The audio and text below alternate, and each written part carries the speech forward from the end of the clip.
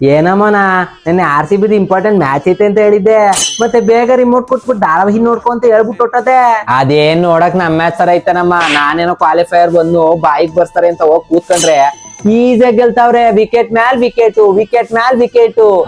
ಹೂ ಕಣಮ್ಮ, ಏನ್ ಬೌಲಿಂಗ್ ಗೊತ್ತಾ, ಬೌನ್ಸರ್ ಮ್ಯಾಲ್ ಬೌನ್ಸರು, ಬೌನ್ಸರ್ ಮ್ಯಾಲ್ ಬೌನ್ಸರು. ಲೋಪರು ಲೋಪರ್ ಅಲ್ಲ, ಅದು ಬೌನ್ಸರ್. ಅದೇ ನಂಗೂ ಗೊತ್ತು. ಈಗ ಮುಂದೆ ಅದೇ ನೆಕ್ಸ್ಟ್ ಒಂದ್ ಮ್ಯಾಚ್ ಐತೆ, ಆ ಮ್ಯಾಚ್ ಗೆದ್ರೆ ಕಪ್ಪು ನಮ್ದೇ ಕಣಮ್ಮ. ಅಯ್ಯ ಶಿವನೇ, ಯಾವ್ದೋ ಒಂದೇ ಒಂದ್ ಕಪ್ಗೋಸ್ಕರ ಇಷ್ಟೊಂದು ಹರ್ಕೊಂಡ್ ಆಡದೇನ. ಹೋಗ ನಮ್ ಅಡ್ಗೆ ಮನೆಲ್ಲ ಸಾಸಿವೆ ಡಬ್ಬದ ಪಕ್ಕ ಒಂದ್ 3-4 ಇಕ್ಕಿದೀನಿ. ಯಾರು ಬಂದ್ರೆ ಕಾಪಿ ಗಿಪ್ಪಿ ಕಾಸು ಕೊಡ್ಸಕ್ಕೆ ಅದೇ ತಗೊಂಡೋಗ್ಬಿಟ್ಟು ಕೊಡೋ.